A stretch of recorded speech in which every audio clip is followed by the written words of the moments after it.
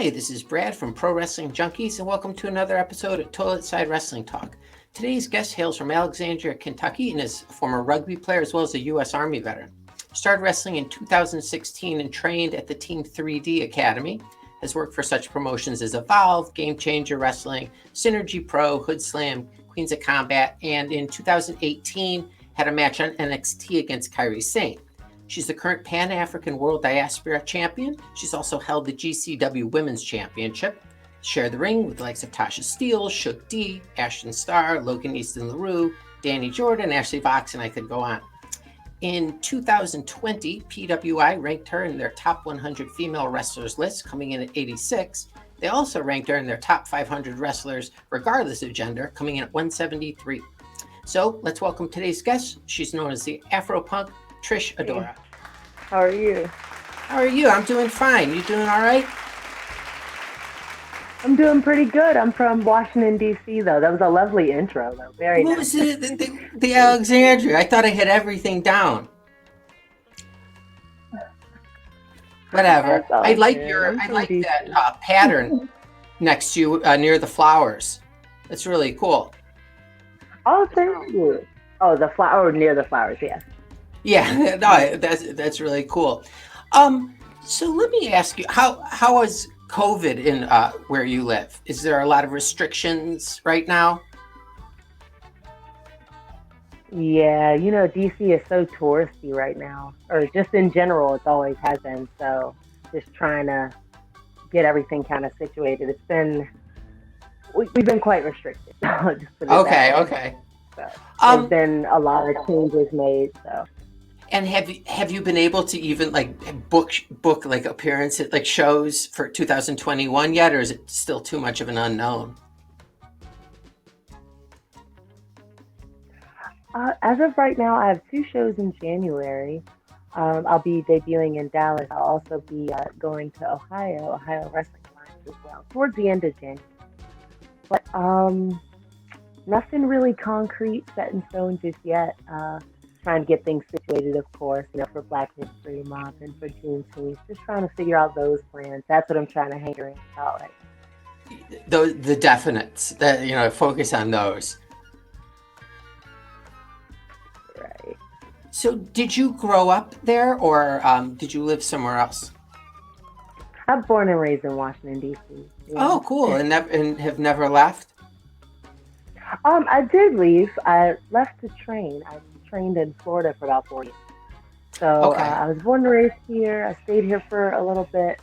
I decided to just kind of pack up and start my training. So I packed up and drove down to Florida. So. And were your Florida? Were your parents? How old were you when you did this? If you don't mind. 25, 26. Okay, and so you weren't like an 18-year-old girl and just hitting off, because I was going to ask you, were your parents okay with you picking up and going to Florida to train? Yeah, at that point I kind of established a lot of independence in that way. So I'd already joined the Army, so it was kind of like at that point I was kind of just in my own lane, and I could kind of come in as I needed. Sure. They trusted my decisions. Yeah. So like growing up, were you like very physical? Were you an introvert? Yeah, I was like such an introvert. I still am. I keep to myself, pretty chilled out overall. Growing up, it was more the same. I wasn't particularly athletic. It wasn't until like I kind of left high school and was able to I felt like I was able to develop as an adult after I left high school for some reason. It's funny. And I say to my nephew all the time, like there's people who are high school people and there's people who are, college age people, where that, they hit their stride in college or they hit their stride in high school, so you just got to be patient, I would tell him. Were you bigger than your friends? And I don't mean that like size or weight. I mean bigger where like you were muscular and could beat up any of your friends if you guys ever got into a fight. Oh, I kind of grew into my own as I got older. Looking at older pictures, I maintained a pretty small stature up until maybe I was about 23, 24. So Oh, well into my adulthood, I began to develop a little bit of stuff. and then when did you pick up rugby? That was in college. I was 19. I was Had you still ever played particularly anything on the before smaller like it? side. You know, just Okay. no, I hadn't played anything before. That's why it was kind of just, it was going from nothing to playing rugby. And it was kind of like a hard transition for my body, especially being, a little bit smaller. But I Sure. was a little sprightly, so I was able to work through it. And I began to just develop muscle and just gain a little bit more weight as well too. So Sure. So, some people would, when they've did nothing athletic, like, in high school, maybe they'll pick up running or, shooting baskets or something. How did somebody drug you or get you drunk or did someone else pull you into this? If this wasn't just like, oh, rugby, I'll try that. it actually nobody really convinced me. I was trying to figure what I was going to do with my time because I was trying to be that star student where I would go to class and then I was giving my time to something else, and Sure. I just was trying to feel it out, see what was what. I saw a sign that said women's rugby, and I was like, okay, I'll do that. This is the first thing I saw. I didn't see anything, and it was actually the cheapest to join. I couldn't do anything with the tennis. Now, All right. is it really We figured physical out then? it's yes. And Yes, did your it body? was How did your extremely body physical. There's a react? lot of running. How did your body react to this dramatic change in, physicality?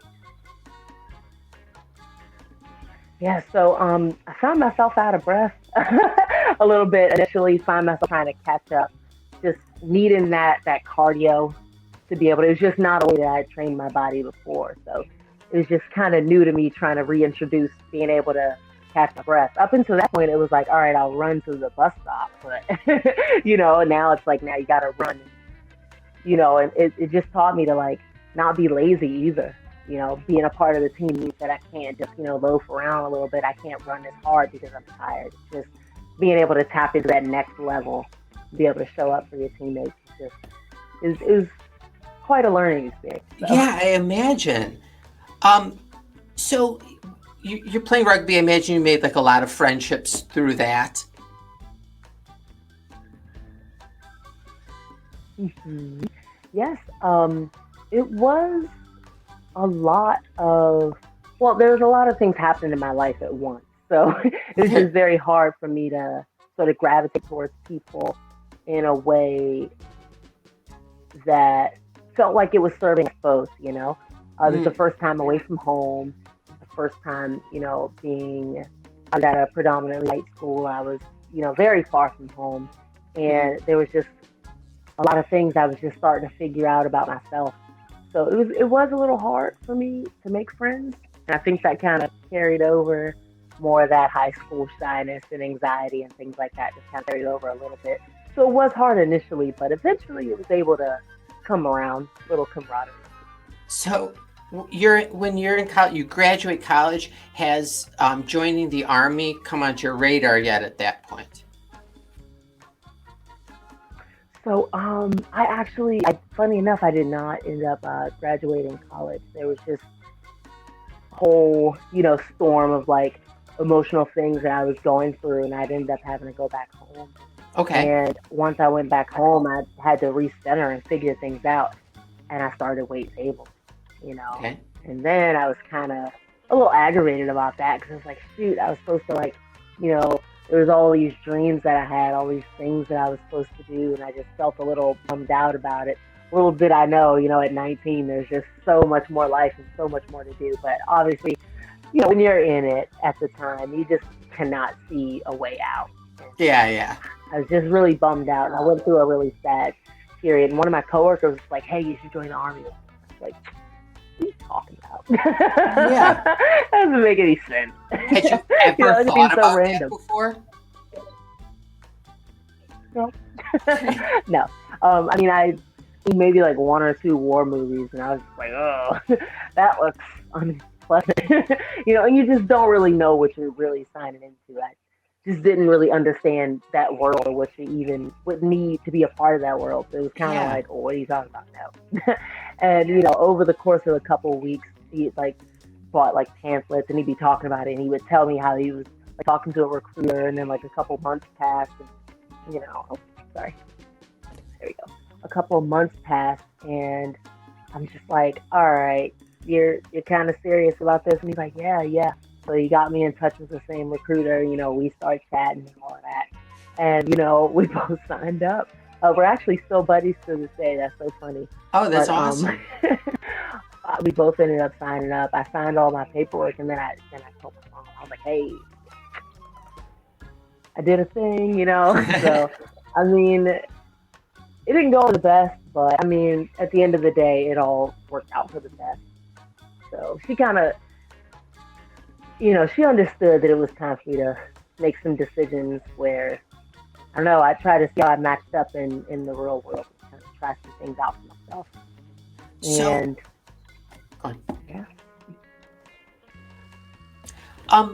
So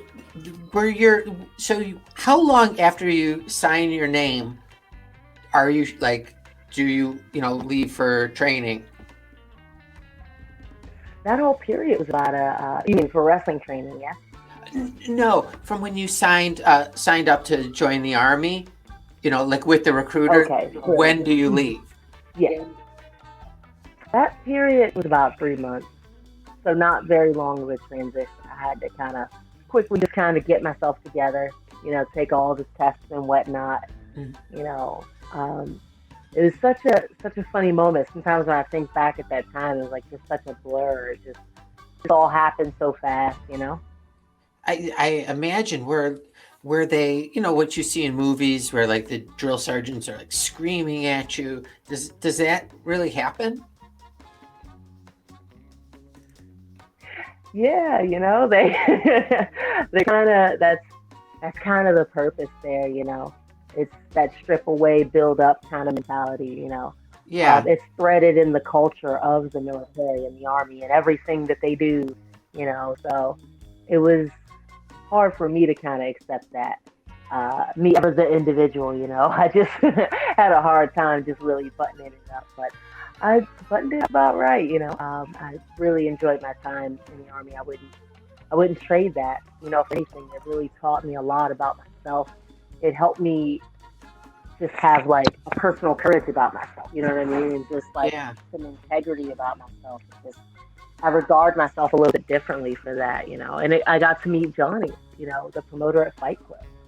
I would not have met him had it not been for, us both joining the Army. We deployed together.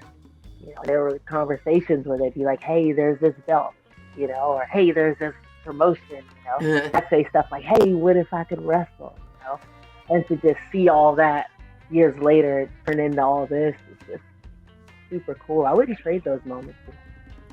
That's amazing. Does anyone ever ask you? I don't care the answer. I more care about someone asking you. Has anyone asked you, like, did you kill anybody? That's such a strange question. Yeah, people ask that sometimes. Really? Yeah. Ever since in college, one time I asked a girl if she was pregnant, and I was like joking. There was no signs. And that's when I learned, don't assume and say, something stupid. I don't know why someone would ask if you've killed anybody. Yeah. Whatever. We'll move on from that. So, wrestling. Where did you go for your first training, and how did you pick where you were going to train? I didn't really pick where I was going to train kind of naturally. Once I traveled down to Florida, it kind of happened that way. I only had about $2,000. So you didn't have... I got down to Florida. You didn't I planned to go to another school that wasn't Team 3D. There's this little... Right, okay, I'll go. Okay. Okay. No, but I didn't know about Team 3D before I went to Florida. I had my eyes set on actually a school. And by the time I looked down at all the money in my hands, it was kind of not enough to start. And I just got super anxious about that. And I was like, oh, I think I messed up.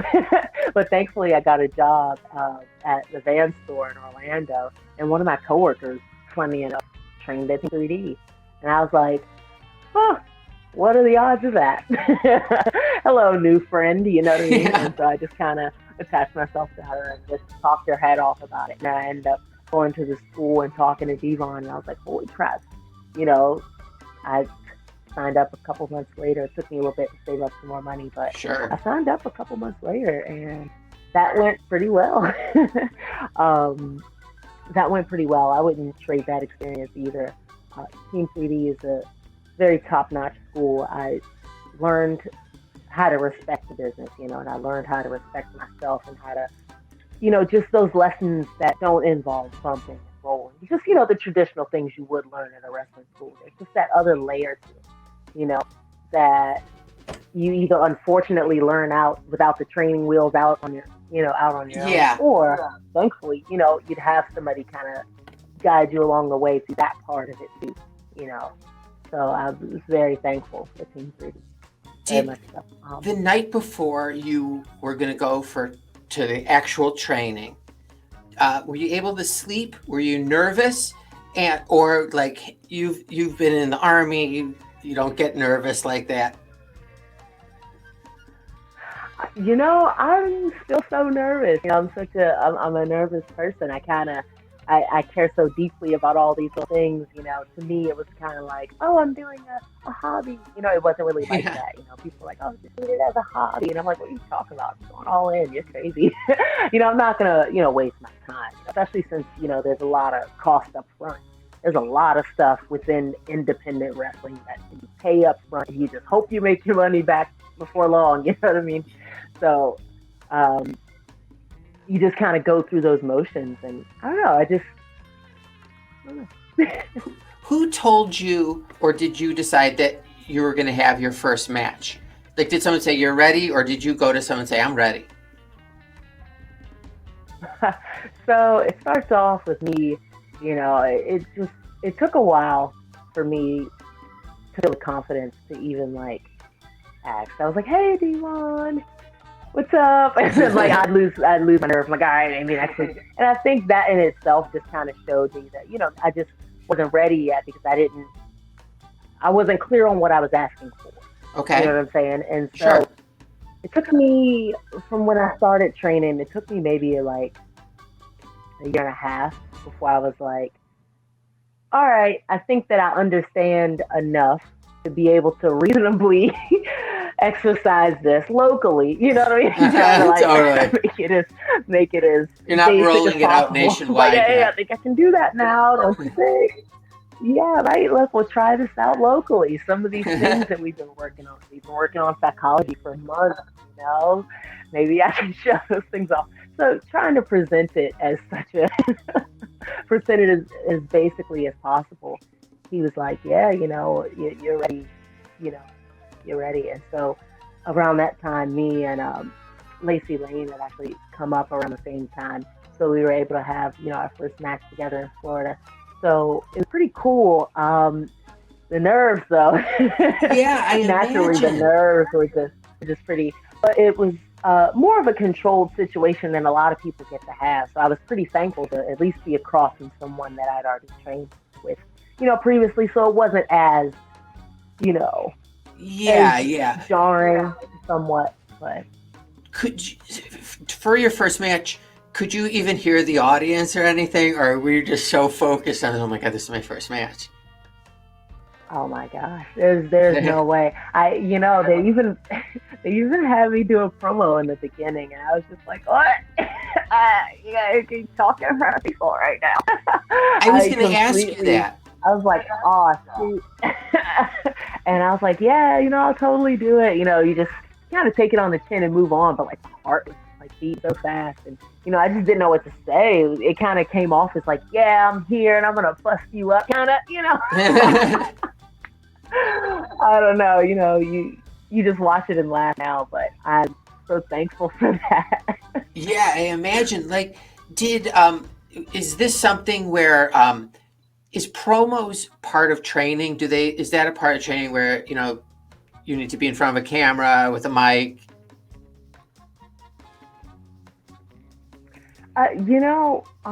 For Team 3D, it was, Bubba took care of more of the, the promo work and the things Sure. like that, and being able to like be relative to the camera and things like that. Devon did more of the in-ring work.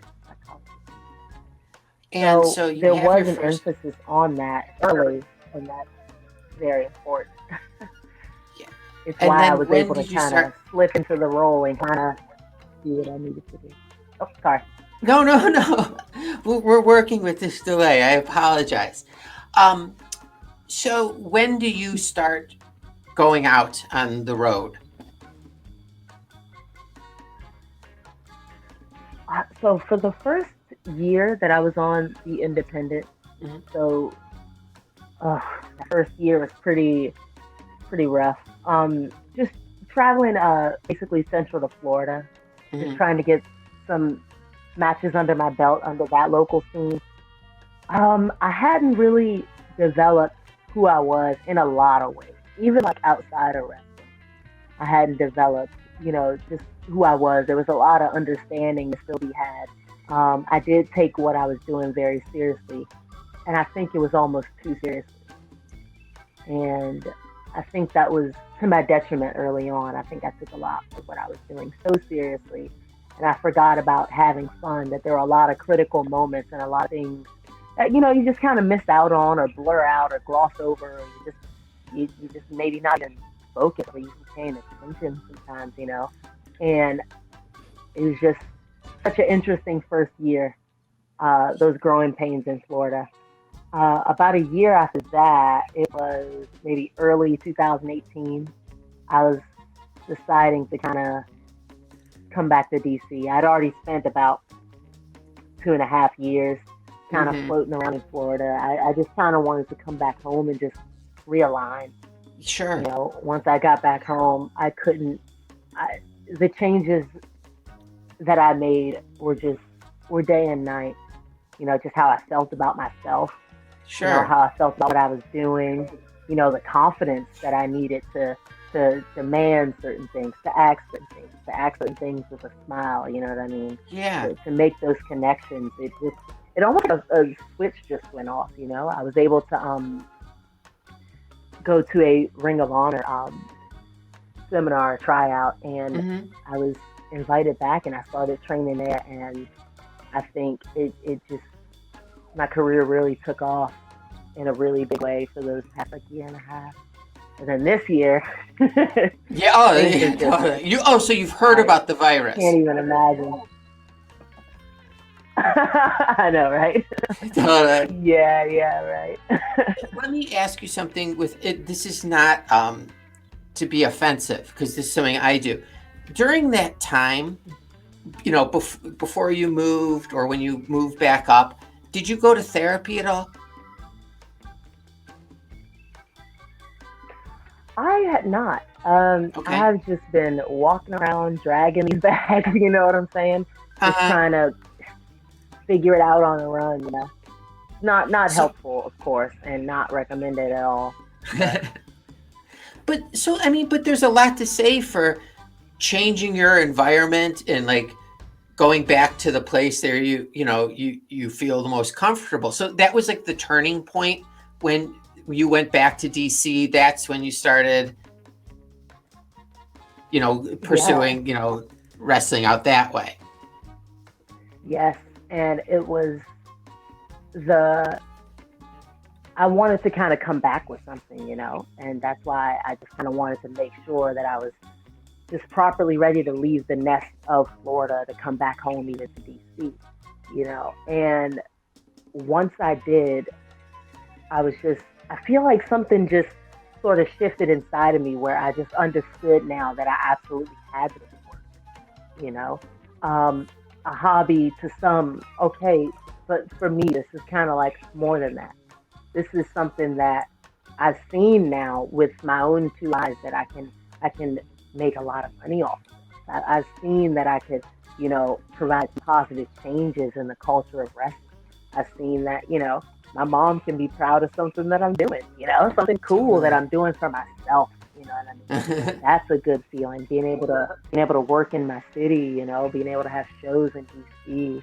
It's just so cool, and I'm just so happy about all of that. And it's just really a mindset change. Something inside me shifted, and I was able to look at the entire world of wrestling a little bit different. So happy I came back home and regrounded. Do your family and friends come out to your shows?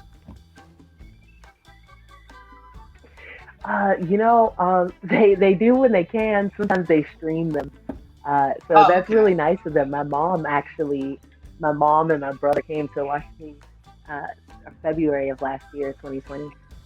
They came out to watch me win this in DC. So it was nice to be able to, win this at home, being able to defend it at home, having my brother come to town and see. It's just, it's just dope, or have me Yeah. feeling like a local celebrity or something. You know Oh, yeah. what I During the mean? match, especially that match, are you thinking about, oh my gosh, my brother's here, he's seeing like what's going on, or are you just focused on the match? Oh my gosh, I am just, there's so much happening. It's like during that match, you hear the crowd, and it's so loud in certain parts. Sometimes watching it back, I was like, oh wow, they were screaming right there. I didn't notice. Sometimes you just hear everything so loud, and then other times you just don't hear anything, and then you just like you just hear your own thoughts, and you're having like that monologue conversation, and you're just looking at it. It's just like in a movie. It's so funny how they're able to like capture that moment where you're like in your own head. You're looking across at that person. And you're like, oh crap, and then there's those parts where you're just like overjoyed, and like you can hear everybody screaming, and like you just look out the side of the eye, and it's like your mom, and she's clapping. It's like, oh, yay. Oh, that's It's just awesome. moments like that. Yeah. So when you won the belt, did you come home to, wherever you were living and like immediately go to the mirror and try different holding the belt in different ways? Actually, yes, and it's so heavy. It doesn't even fit around, the lowest, you know, the tightest class still has like a lot of room, so I gotta wear it like a sash mostly. Yeah, yeah. So it's a pretty cool way to wear it, But Did it feel good yeah, winning that? oh my gosh, it felt so cool. So like, I cool moment. I It felt like such the cherry on top, And I know uh, it's like only the beginning, there's so much more work to do, but that moment felt like such a nice cap, and also like ushered in just like a new phase in my career. I see my career in like phases. There's that training phase. There's that I'm still connected to my initial training school phase for me personally, and everybody has their own little template. sure. But where I was still attached to my training school, still working locally, and then there that you left the nest phase. Maybe you've moved very far away initially, and for me, I'm kind of in that phase where I've moved away, and I've kind of developed those roots, and now it's kind of like, all right, now I'm entering the next phase, where it's like the TV phase, and Yeah, where can yeah. how am I going to get more eyes on me? How do I get more eyes on the belt? How do I get more eyes on the fight club, like-minded individuals? So there's just like a long list of like phases and things like that. That's just where I am personally. I don't know. Okay. Did I answer the question? I feel like I just Yes, you rambled a did. little bit. I'm bad. A plus. Sorry. Okay. Let me ask you a question about the belt. Is it defended just in one promotion, or do you defend that? Let me move this out of the way. Bring it a little closer. So I defend this everywhere. That's what I I'm a thought. traveling champion. I will travel to your promotion, and I will defend this against your absolute best. Um, Wow. Oh my God, that thing's got to be such so a, heavy. I know. Yeah, I was gonna say it is nice and heavy. I'm still not even used to it. I pick it up all the time, and you still. Do It's you, such a good feeling though do you to not keep be it used out, or do you keep it in like a felt velvet bag? That's so funny. I got a velvet bag right here, but I keep it right here propped up in my room. Have you ever slept with Yeah. it? Not maybe not purposely. Sometimes, Oh, okay. sometimes. Wait, have you Yeah, every slept once with in a him while it on would like be on purpose? the bed. Not on purpose, no. Sometimes I'll have like a little mini photo shoot. I'm like laid on the bed, Yeah, and I'll yeah. like take some pictures. And you kind of roll over. And you're like, all right, that's it for the night. And you roll over, and you're like, oh hey, you're still here. Yeah, totally. What a great you relationship you know, have. Um, right? Speaking of relationships, is it hard to maintain, you know, say it wasn't the year of COVID, is it hard to maintain like family relationships or personal relationships when you're wrestling? I would say that there's always an element of, you know, can you handle me being away sometimes? Can you handle me being away all the time? Can you handle me being around all the time if I've been away all the time? There's just like a lot of little factors in that. But that I think that each person decides for themselves like how they want to go about their career. I've made the decision, after having, just some personal grief and things like that, that I would like to focus solely on my career, and pour Sure. myself solely into that. And other like-minded individuals, are more than welcome to join the party, of course, but I'd like to, at least as far as like, personal relationships go, keep myself pretty career oriented. I found that, it's about having an honest conversation with yourself, and it's just that it's hard for me to pour into both fully in a way where I feel like I'm getting the most out of both of these. Oh, I no, found that was a little too that's, difficult for me, and I wasn't being fulfilled in a way that I liked, in a way that made me happy. hmm And then there's just, the general culture of the business that you're sure, in. sure. So there's that. And so, just all in all, I think I'd be best for me to just keep my head on straight, focus career wise. Family relationships, well, because of COVID, I think those are getting a little bit better. At least I'm around, spending time with Yeah. family. So I Re- think that those are Recharge, thriving. reestablish your rank within the family, and then the pandemic's over and you go back and do whatever you want. Um, I know, right? do you ever, could you call up Devon for advice, for example? I could, yeah. Yeah. Okay. hmm All right, Yeah. Trish, They, go on. oh no, I was gonna say the lines of communication are pretty open. Anybody, that I trained with, I'd like to think that, at this point I could reach back out and ask for some form of advice. Um, I do try to maintain that at least with all of my Sure, sure. professional relationships. Can you watch like wrestling, say on WWE Network or IWTV or YouTube, and enjoy it like as a fan, or are you programmed to like look at the technical aspects of it? It's a little bit of both. Nowadays when I watch wrestling, I just know that I'm assigning my time to watch it about two more times. You know what I'm saying? Yeah, yeah, I just know, like, all right, I'm gonna enjoy this as a fan initially, right? Because I don't want to walk into it and hold up a template to it if they're doing something. You know what I mean? I just never want to do yeah. that. Like, Sure. I'd rather just sit and I'm like, all right, let's watch this episode of, you know, XYZ, and you just sit Yeah. and receive the information. And then you're like, oh, that was interesting, cool. And then you go back and now you're like, okay, now why did you, oh, that's so interesting. Oh, that was really, what? That's really cool. Oh, that's really interesting. I wonder where he got that. And, and you kind of just Sure. go from there. So I try to do it like that. So I never really lose the magic of why I started, to just watch and Yeah. receive the information, to enjoy, like, Did this will be my last question before we go to just random not wrestling questions. How do you find out about the PWI ranking? Do you even care? well. So I think that it's important to want to do well. And if you're the only person that's saying you're doing well, I mean, eventually, hopefully that'll change. Eventually more Yeah, people yeah. around you will be on board, and eventually, there'll be publications that, can kind of agree with that too. So I do care in a sense. I've always been pretty, sorry, my headphones keep falling Don't worry about it. out. Don't worry. I don't care. Okay.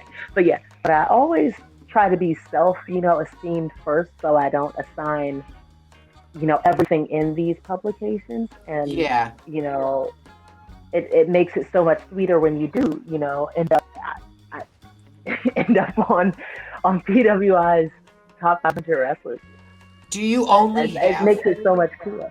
Do you only have one copy of each, or do you have multiple copies of each? Of I the have 500 two and copies 100? coming.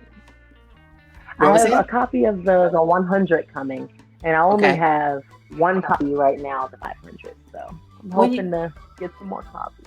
Yeah, I was gonna say, when you say right now, how many are you like expecting? Would like 10 be enough, or would you like want more? Maybe just 2 or 3. One to hang up, and just one to kind of sleep Frame. with me, and one to give my mom. Okay, and maybe one to sleep with. But I'm just throwing that out there.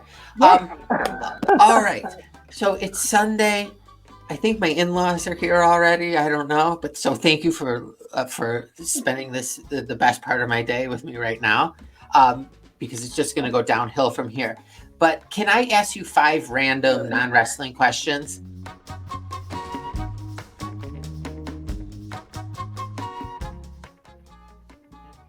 Okay. Okay. Oh, I should have studied. No, okay. No, yeah, totally. X plus. Okay. Have you ever received anything illegal in the mail? No.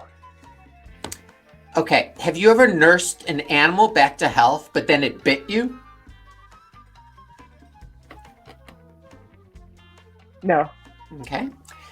For $90,000, would you wear a fur coat made from golden? Okay. Would you wear a fur coat made of golden retriever fur for one winter season? No, I can't do that to Airbud. I grew up on Airbud. Airbud, totally. Let me tell you, the dog is still alive in this scenario. It's just cold. But we'll go with your first answer. That's fine. No. Okay, 2 more questions. Would you pick up a dollar bill off the floor, the bathroom floor at a rest stop?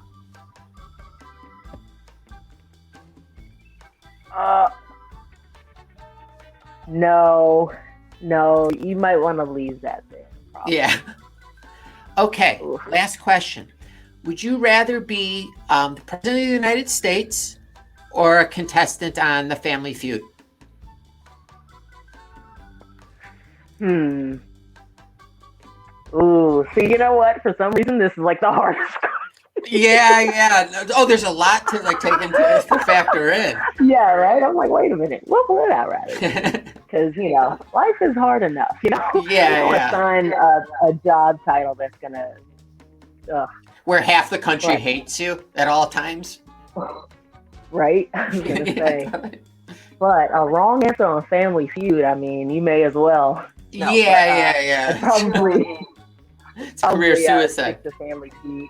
All right, that's fair and honest, and I applaud that. Okay, so you're wrestling twice in January. You said earlier. Where at? Yes, so I'm going to be at VIP Wrestling in Dallas, Texas. That's going to be a good time. I will be facing a station now. I'll be defending my Pan-African World Diaspora Championship.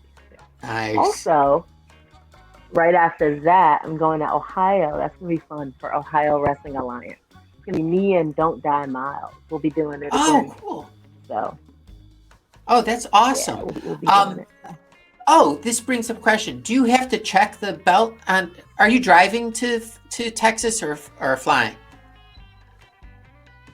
No, I'll be flying, and she'll be on my lap. Okay, that's what I was getting at. Okay. Like, if it makes it on the plane, is it stowed away or just on your lap? And you answer that. Trish, it was awesome having you on. Thank you for giving me this early part of Sunday. I really appreciate it. And I'll keep an eye on you in 2021, and hopefully you'll come back on again. Yes, thank you. I'm very appreciative. Oh, gosh, anytime. All right, take care. It was nice talking to you. Nice talking to you as well. All right, bye.